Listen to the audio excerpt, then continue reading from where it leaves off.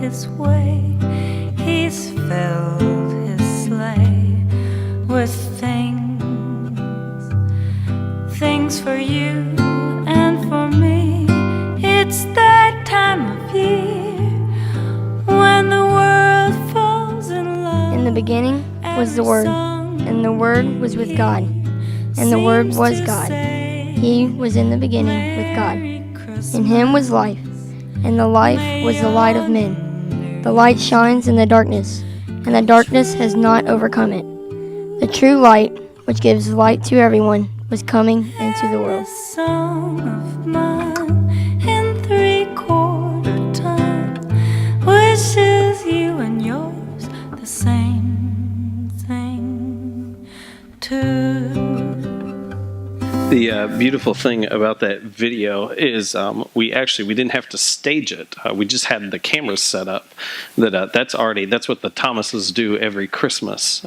So Carly and Kinsley kind of lay down in front of them like that, and so right, Lauren and JC. Every year, is that what your Christmas looks like? Yeah, not so much. So today we're starting this series, Light of the World, which I'm really excited about because it's kind of this intersection of two ideas. For us in the 21st century, we celebrate Christmas often through the symbol and metaphor of light. And one of my favorite things now at this stage with having as many kids as I do is just driving around neighborhoods and just looking at different Christmas lights. And it's especially fun because for them, any Christmas lights are amazing Christmas lights. They are their bar of, in terms of things they are fascinated by, is very, very low. Because they're like, oh my God, look at the Christmas lights. And I'm like, yeah, that family needs to do some work. Like, that's a little rough. But so we have this, like, in our culture today, lights go with Christmas. But we also see that scripturally as well.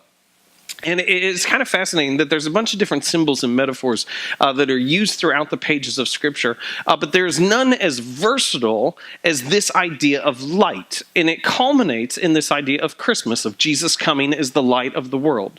But this is what we're going to do in this series, is we're going to explore these different ideas of light that lead to Christmas and help us see what we're called to become. So I'm going to read you just a couple verses. Beth already kind of introduced our focus for today on how we walk. But this is in 1 John chapter 1, and we'll just have these on the screen. I'll just be in this for a second. And it says this.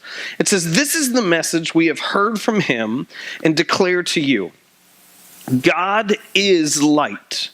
In him there is no darkness at all.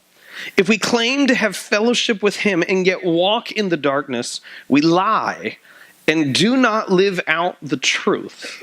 But if we walk in the light," key parts of that is saying if, so there's a choice, and then the other side of it is walk. So it's not just like believe in the light, hope for the light, think of the light. No, he's saying actually walk in the light. If we walk in the light as he is in the light, we have fellowship with one another, and the blood of Jesus, his son, purifies us from all sin. So this is what I would like to do is when we normally talk about what it means to walk in the light, there's these two big categories that come up.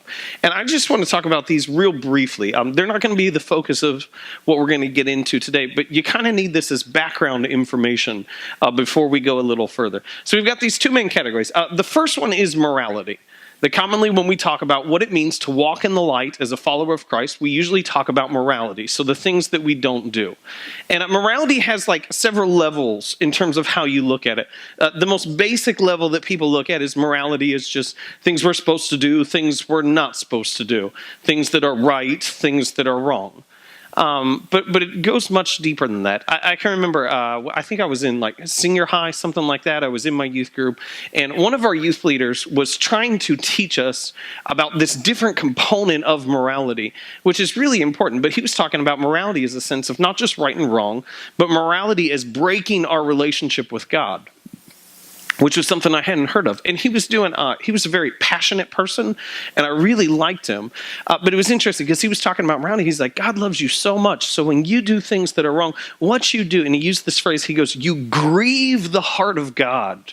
You grieve the heart of God. And then he was relating it to Christmas. And he goes, so when you have the option to do right or wrong, don't just think of right or wrong. Think of the baby Jesus and what grieves the heart of God in the person of the baby Jesus.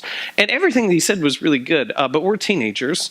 And so teenagers have this amazing ability of taking perfectly sensible, normal things and just making them ridiculous. So the phrase that we took out of that of grieving the heart of God through the person of the baby Jesus is our common phrase became when we did something wrong, we would say, you make baby Jesus cry, which is really fun.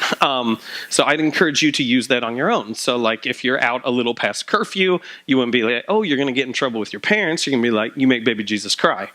So you order water and get a pop. You make baby Jesus cry. It's quite fun. You want to try it? You don't.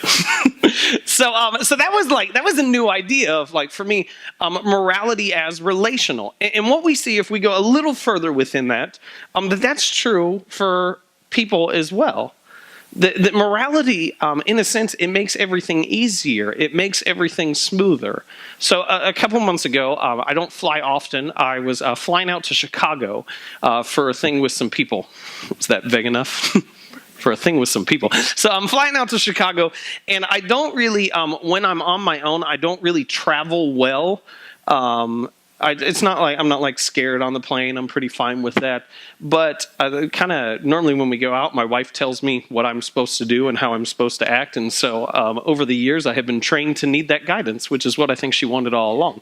So, but then when I travel by myself, I kind of have this is a terrible thing to think, but I have this like constant thought in the back of my head of like, what would a terrorist do? And so don't do that. Don't do what a terrorist would do.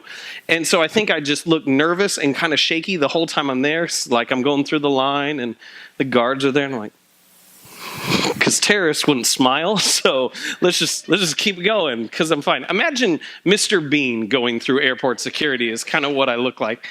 And so I had this one situation where, my reaction, I don't know if it'll really make sense here this morning, but my reaction was so not cool. So I'm going through the spot with TSA where they kind of check you in. So I put my shoes in the little thing. I put my carry-on in the thing. I put my backpack in the thing. I take my laptop out, put it in a separate bin. I take my belt off. I take my watch off, empty all my pockets. I kind of get all this. So now I've got like 10 bins of all my stuff. And so I'm like trying to force it through the line. And then they make you go through that thing. I can't describe it, where you like have to stand to the side and do this, and then it goes around. Have you seen this? Okay, most of you have. Okay. So you like go through the thing, and it does a scan, and then there's like a little screen right after that, and it shows you if anything came up that was disturbing or they need to check out. And so I go through the scan, and it beeps. I'm like, oh no. So what would a terrorist do?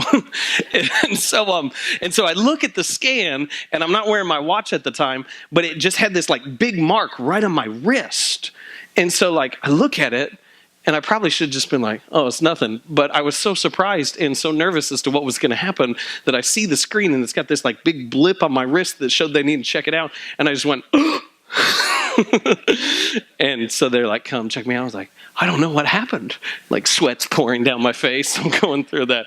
And so eventually I made it out. But here was the thing that I was thinking throughout this is if you flew before 2001, before September 11th, it wasn't like that. It wasn't near as crazy. And what has happened is because we don't trust people to fly, we have to make everything more difficult and everything longer in process because that trust isn't there. Now, quick side note, I'm glad for that, okay? I am happy for TSA. But what happens is this idea of morality, it works its way down into our relationships as well. That when trust isn't there, it makes everything more difficult. You've probably been at spots in relationships, whether it's romantic or something else, where it feels like every conversation, there's just massive amounts of friction. And at some point, sometimes you want to go with these simple disagreements. You just want to stop and be like, why is this so hard? Like, why is this so difficult? And what happens is morality makes things easier and speeds things up, which restores trust. And so that's a key component for us as Christians, if you're a follower of Christ, that morality is one of the ways that we walk in the light. Another way that's often talked about is generosity. And so morality is the things we don't do, generosity is the things that we do. Now, we typically reduce generosity. Anytime someone says generosity, we think financial. But I want you to see, just quickly, that generosity is more than that.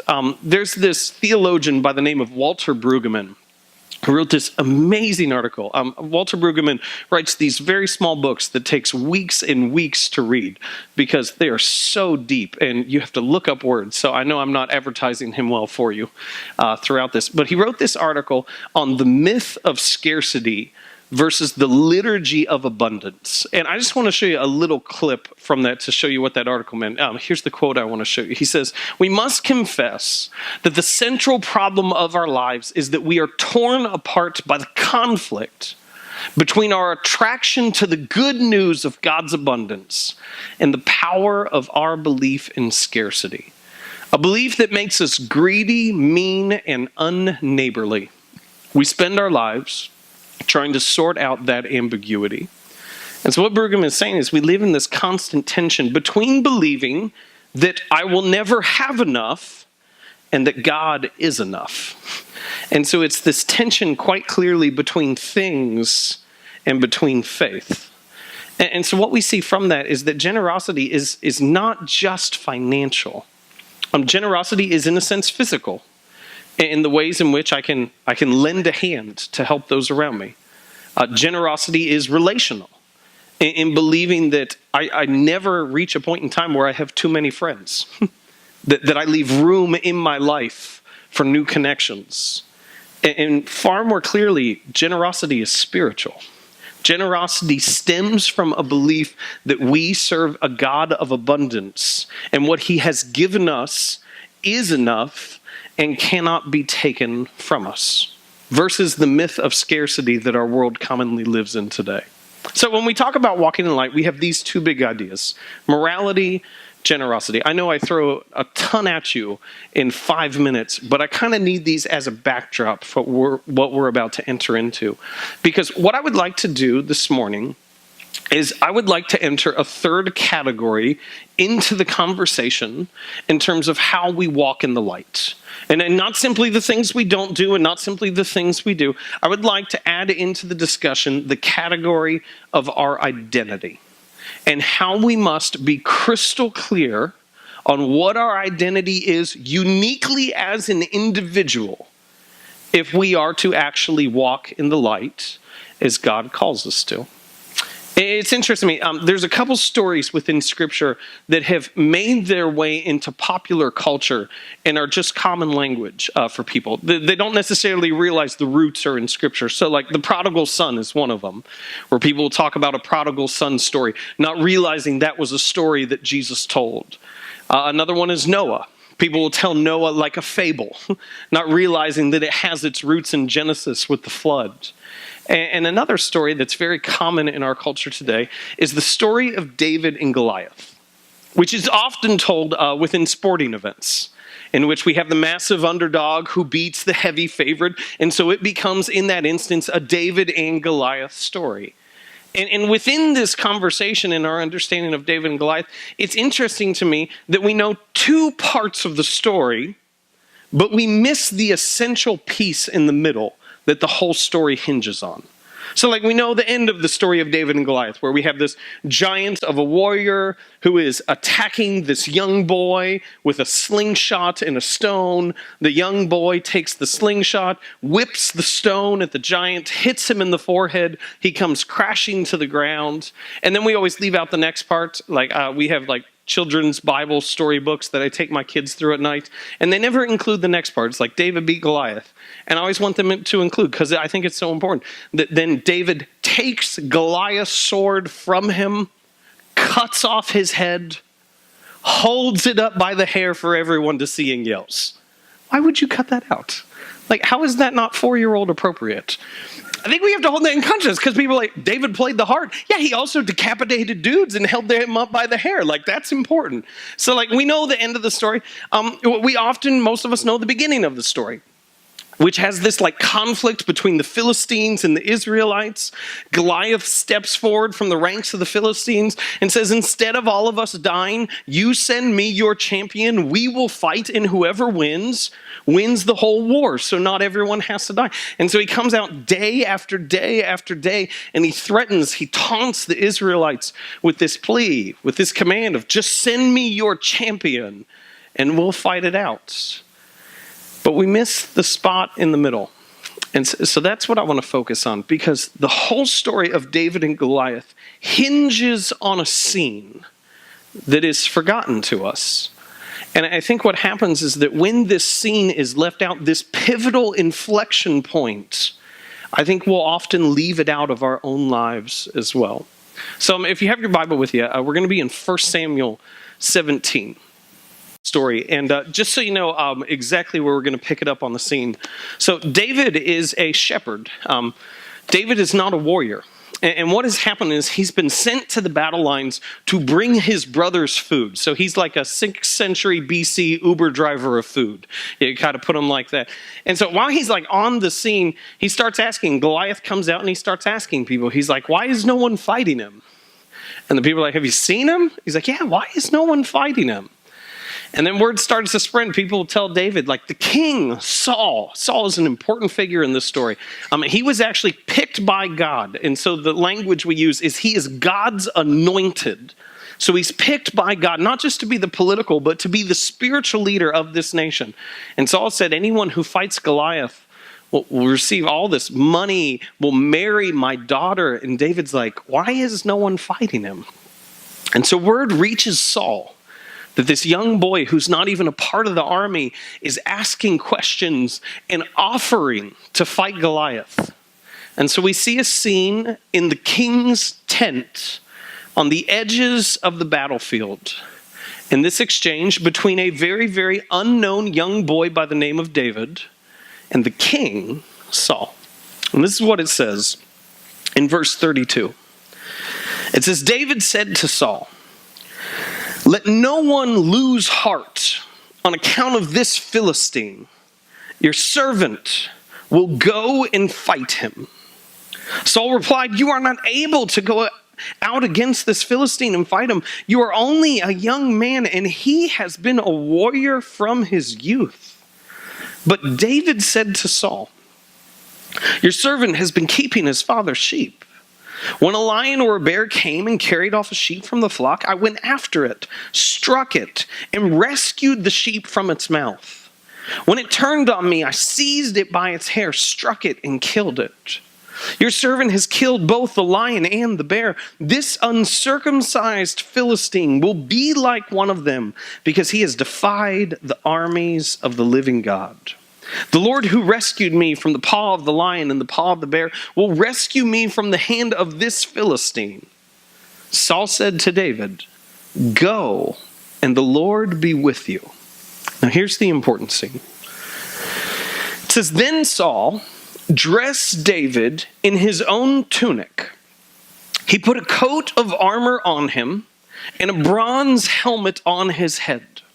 David fastened on his sword over the tunic and tried walking around because he was not used to them.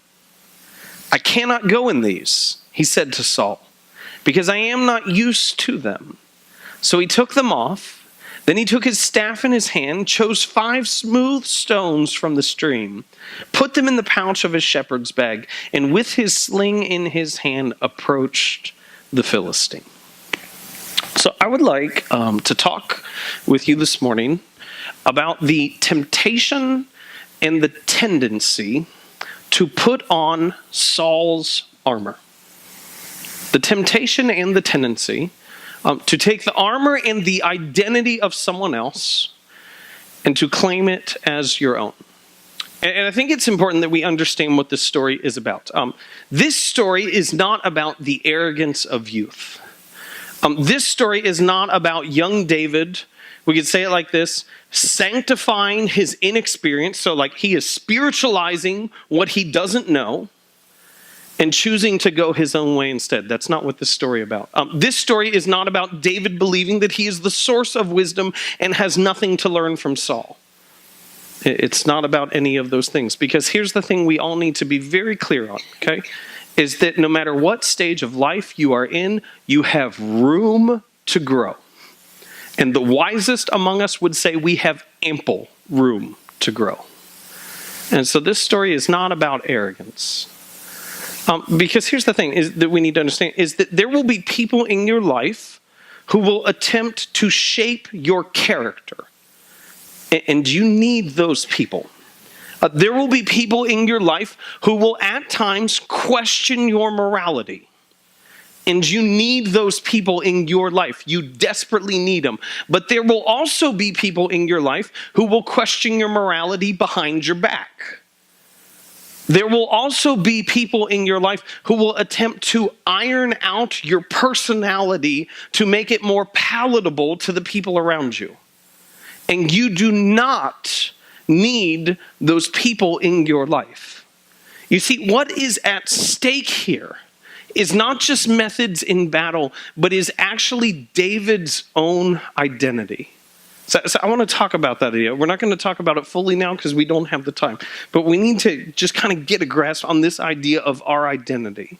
So our identity, first off, it is rooted in the idea that we are fearfully and wonderfully made by a loving creator. You were not accidentally birthed by incompetent parents. I tell Maddie, Emily, Molly, and Parker that all the time. Not accidentally birthed by incompetent, maybe Parker, but we'll just keep going, okay? Created fearfully and wonderfully by a loving God. And so that starts at this idea. But then it goes even deeper than that. Because what happens is when we talk about the uniqueness of us as created individuals, the conversation usually shifts to scientifically, which I think is helpful. So we'll talk about like the uniqueness of your DNA compared to anyone else, the uniqueness of your genetic coding compared to all the other individuals in the world, and how your genetic coding at its very core makes you different, makes you unique. And I think that's part of it. And I think our genetic coding teaches, for me, why I am the height I am, or why my hair color is the way it is, and why on earth was it fire red when I was in junior high and made fun of far more often, and it has slowly changed now. My genetic coding teaches why I'm starting to need glasses as I'm getting older. It teaches all those things. But my DNA also doesn't teach me a lot of other things. It doesn't teach me why the number one fear people have in the world more than death is public speaking. And yet for me, this is one of the highlights of my week every single week. My DNA doesn't teach me that. My DNA does not teach me why I desperately want chicken fingers for every single meal of the day. My DNA also does not show me why I believe the greatest movie trilogy ever to be released of all time, hands down, without argument, is Toy Story 1, Toy Story 2, and Toy Story 3. See, my genetic coding does not give me this information. What I find as I look closer is that there are desires, there are gifts, and there is calling that cannot be explained outside of the uniqueness of creation. And this is what I want you to see. It is within those desires, within those gifts, and within that calling that you find your identity, that you find clearly who you were called and created to be. And what happens in this moment with David and Saul is David is pressured to step away from his identity to do what is conventional. David is pressured in this moment to step away from the uniqueness of who he is as a creation, to do what was common and to do what was expected. I'll talk about this corporately for us for a second, and then we'll get into this for us as individuals. So as a staff, a couple years ago, we read this book called Creativity, Inc. By the president of Pixar. And the president of Pixar, early on in this book, he's talking about the uniqueness of creation and the power and vulnerability of new ideas. And I want to read you part of this, and then I'll put the end of this on the screen because that's what I want to stick with you. He writes this. He says, when someone hatches an idea, it may be ungainly and poorly defined, but it is also the opposite of established and entrenched, and that is precisely what is most exciting about it. If, while in this most vulnerable state, it is exposed to naysayers who fail to see its potential or lack the patience to let it evolve, it could be destroyed. And then this is the part I want you to walk away with. He says, part of our job is to protect the new from people who don't understand that in order for greatness to emerge, there must be phases of not so greatness. In order for greatness to emerge, there must be phases of not so greatness. When we first started the church, we knew we needed a different name for the church board. Because for most churches, the church board was this idea of the people who sit back and tell everybody what's wrong and tell everybody what they're doing incorrectly. And so we gave them the name Guardians because we said their job was to guard the idea. Their job was to guard the idea of who we were created to be. When it was messy, when it didn't make sense, when it didn't quite look right. But that was their job, was to guard the idea. This idea that Ed Catmull talks about actually comes out in one of Pixar's films by the name of Ratatouille. Have we seen Ratatouille? Anyone? So two people were really excited. The rest of you are just kind of casually putting up your hands because I asked you to. Thank you. I'll take that anyway. The movie Ratatouille, people think this is the plot of the movie. It's about this rat who loves to cook. And so the rat becomes friends with someone who is an aspiring chef, but is rather clumsy and doesn't know what to do. And so the rat ends up standing on the chef's head, hidden by his hat, using the chef's hair. He controls his arms and body movements. I didn't never quite get how that worked, but I kind of, whatever, talking rat, I won't worry about the hair thing. And so in the process, he cooks, leading up to this point where they're going to get reviewed by this restaurant critic. And so that's the thought, is the story is about a rat who cooks. That's not what the story is about. The story is about this guy, who is a restaurant critic, who is going to write a review. The name of this critic is Anton Ego. They weren't subtle in the naming of this character. They said, what is at stake is pride.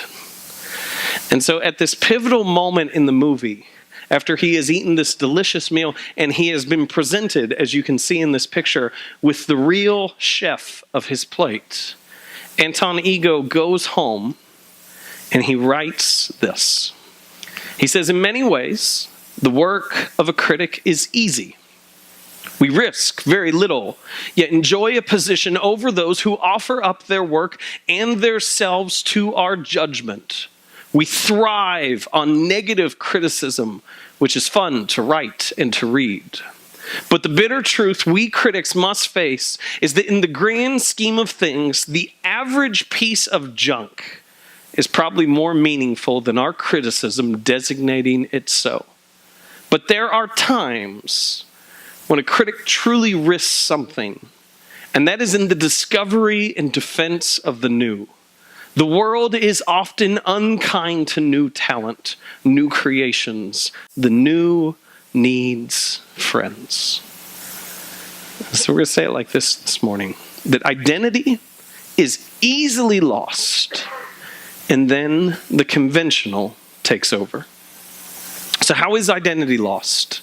How do we lose our uniqueness of gifting, calling, and desires to simply acquiesce to the norm, to become the most palatable version of ourselves to the world around us?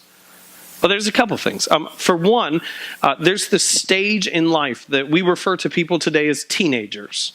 The more technical definition of this stage of life is adolescence. Adolescence means time between. And so by its definition, this stage of life is a time when you are figuring out your identity. And from working with students for years, I have watched people before this time have these bubbly, jubilant personalities and then walk in and that all gets flattened. This is why there's kind of this phenomenon going on. As soon as I explain it, it'll make sense. The critical stage of this time in terms of when you're trying to figure out who you are and what your identity is going to be really hits in junior high. And this is why junior highers run in such large packs of people, because they can't make their mind up yet as to who they want to be. And so they surround themselves with 20, 30s of people, because these are all options of who they want to become. By the time you move into high school, your circle has narrowed because you're a little clearer on your identity. Some of us never really emerge from that. Some of us continue to feel the need to surround ourselves with people who we want to be like, which is a good thing, but because the bad part of it, we don't know our identity apart from them. And so there's that side of it. There's other instances. You may go through a crisis. And when you go through a crisis, the most common question that we should be asking is, what do we need to do? But that's not the question that we usually ask. We ask identity-based questions. We ask, am I okay? Like, is something wrong with me that I'm going through this? Is something off in my wiring? Is something off in how I'm created? But we don't ask, what should I do? We ask, am I all right? For some of us, it may be a point of failure, whether it's in our career, whether it's a relationship. And when we reach these points of failure, the obvious question that we should be asked is, what do we do next? But that's not what we ask. We ask an identity-based question. We ask, am I enough? Even though I've gone through this, am I enough? Is someone else better? Is this other thing or this other person more valuable than me in this moment? Because why else would I fail here? And what happens within each one of these instances is we lose our identity. We lose our uniqueness. Most clearly, because we're afraid. And we shrink back to common. We shrink back to conventional. Because we forget who we were. And I want you to know, in this moment, the clearest thing that I can tell you is that we were never called to fit in. Our calling as followers of Christ was always to stick out, never to simply blend in. And when I say stick out, I don't mean stick out like a sore thumb that you have to nurse and protect and kind of hide to make sure it's okay. I mean stick out like light in darkness. You see, what light does in darkness is, first off, it is exposed. Like, you know this if you've walked into service late and someone's helped you down to a chair. Like, they shine that flashlight, everybody knows where you are. Like, not a question. Right there, that's where you are. Light is exposed in darkness. But the other thing that light does in darkness is it exposes what is in the dark. And far too often, we let things that are in the dark just sit there and stay there, when the calling of light was to point out to the world what is really going on.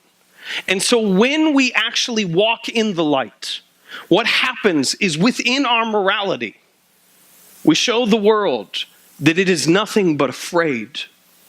And we lead a path back to trust because we are willing to walk in the light. When we walk in the light through our generosity, what we do is we expose the myth of scarcity and give the resolute answer that God is enough. And everything that He has given is enough and cannot be taken. And so this idea that there will never be enough is an outright lie. And the other thing that we do is, through our identity, we show the world that the conventional, what that is it is to abandon the uniqueness of who we are as created individuals. We have this phenomenon that's going on in our world today that is really laughable. That uniqueness is the most common thing that people talk about, but everybody looks the same. It's rather hilarious if you look a little closer. We'll talk about uniqueness of physical expression, uniqueness of clothing, uniqueness of hair, uniqueness of all these other things. And yet for some reason we've reached this point in time where we have flatlined our personalities and no one's actually allowed to step out and say anything different. Because we're terrified of our identity. while claiming to be so unique. So how do we stick out? How do we actually take those steps to reclaim our identity? Well, that's what David shows us. You see, we see this scene. I'll show it to you with the end of Saul. It says, "Then Saul dressed David in his own tunic.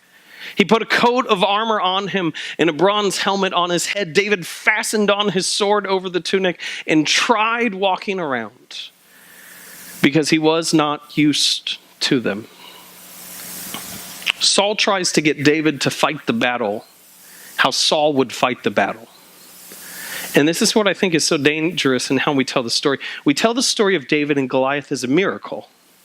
Now, I believe God's hand is at play here, okay? I absolutely believe that. But if David puts on the armor, David loses. If David tries to fight this battle as Saul and not as David, there is no story of David and Goliath because David is already dead. And so what does David do in this moment? We see it right before then. This is verse 34. It says, "But David said to Saul, 'Your servant has been keeping his father's sheep. When a lion or a bear came and carried off a sheep from the flock, I went after it, struck it, and rescued the sheep from its mouth. When it turned on me, I seized it by its hair, struck it, and killed it. Your servant has killed both the lion and the bear. This uncircumcised Philistine will be like one of them, because he has defied the armies of the living God.'"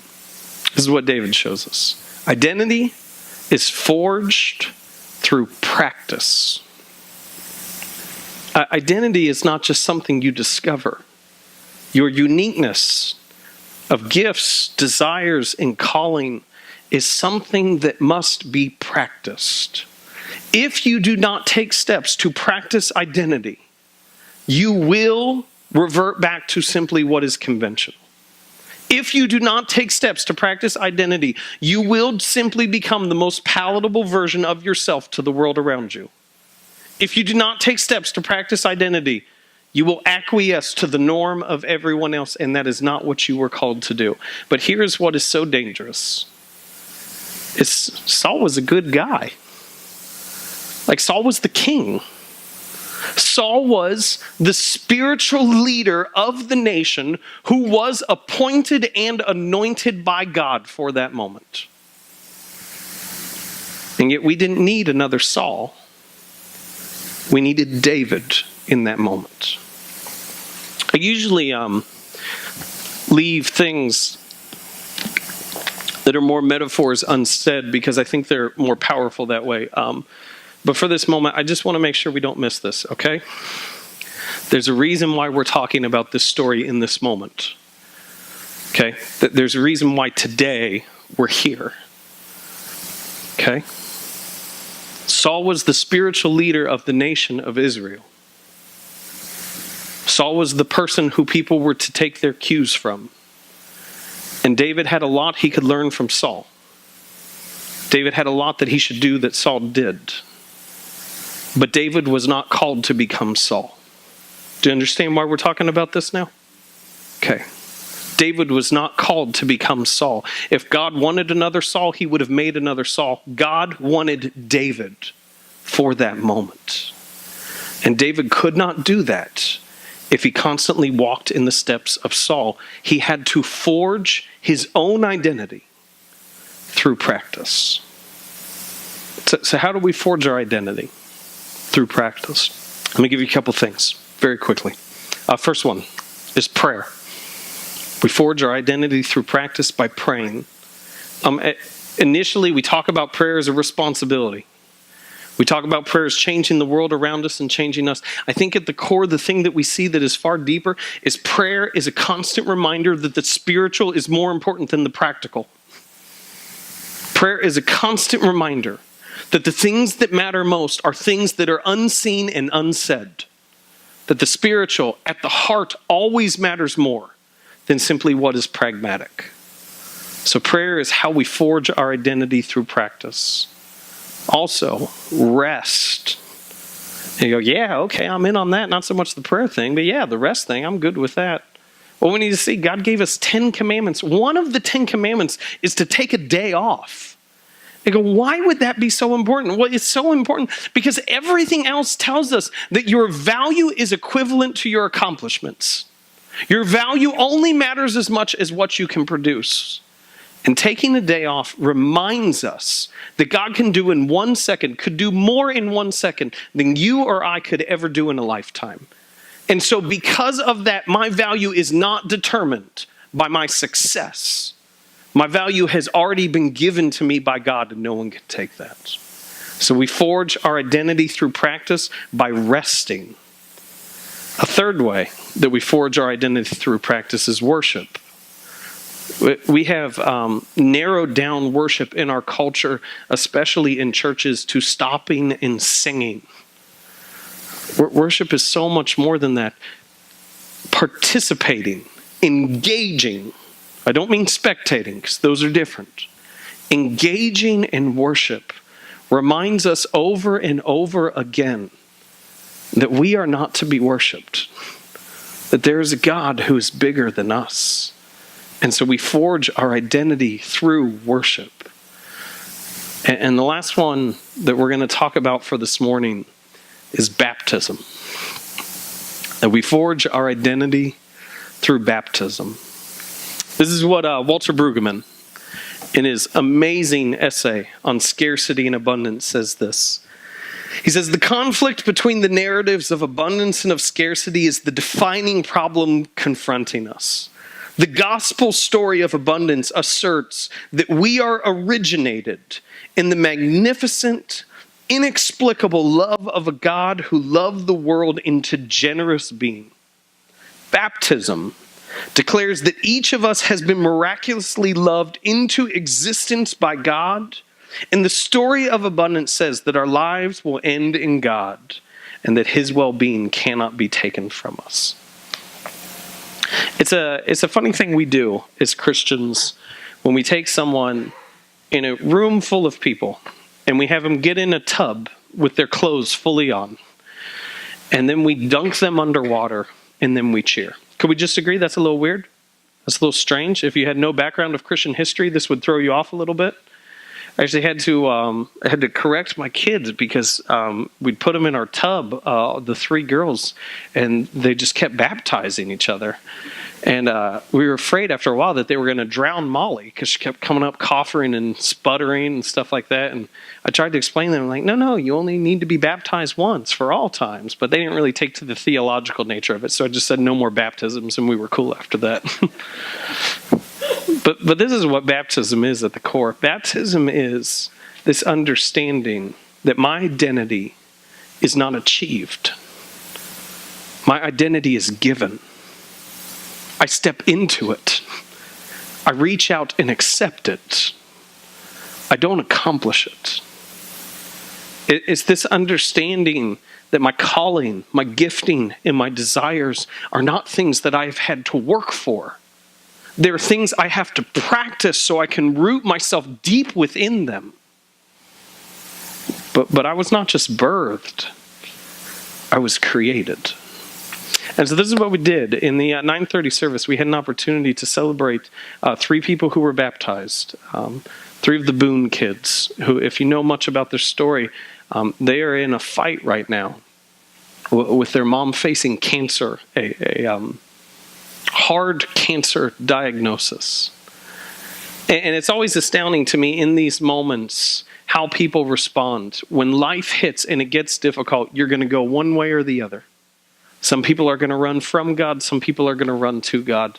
And so what we celebrated was their decision to run to God. So this is what we're going to do is we're going to show you their stories and their statements of how they're followers of Christ today. So let's take a look.